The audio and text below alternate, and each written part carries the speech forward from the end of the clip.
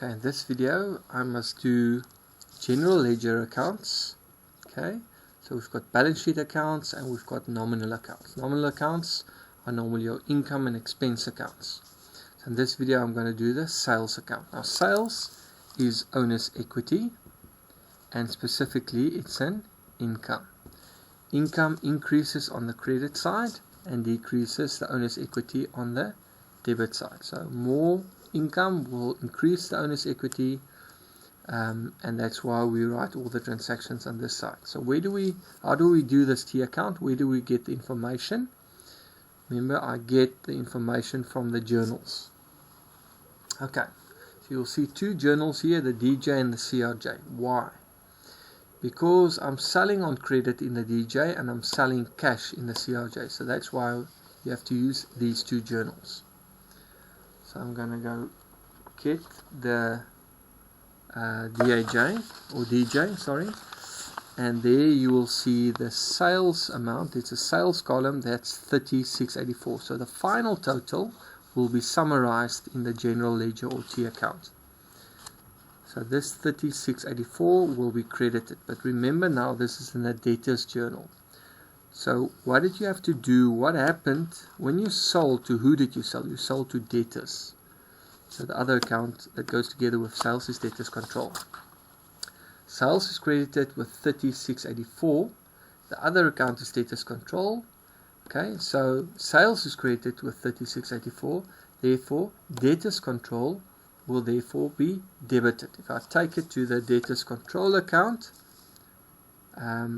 so to have debtors control at the top, I must take this 3684 to the left hand or debit side. So debtors control is debited with 3684 and sales is credited with 3684. Can you see the debit and the credit there? Debit and a credit for every transaction, but sales is credited and debtors control is debited with 3684. Remember, the one at the bottom is not the one determining. That's the contra or other account. But debtors control is debited with 3684. So coming back to sales, sales is credited with 3684, and therefore debtors control must be the debit account, although it's written on the credit side. I know it's confusing, but the one at the bottom must go to the top for it to have a number next to it, or a number that I must write below it, 3684. Okay, the other way that I could sell, I sold as well. I sold to cash persons. Okay, so there's sales. Here's the sales amount, 21,814. So I sold to cash buyers, 21,184. So I'm going to credit sales, and this sales is part of the bank account. So if sales is credited because sales is owner's equity, then the other account that goes with it that must be debited is bank, because this sales is part of that bank.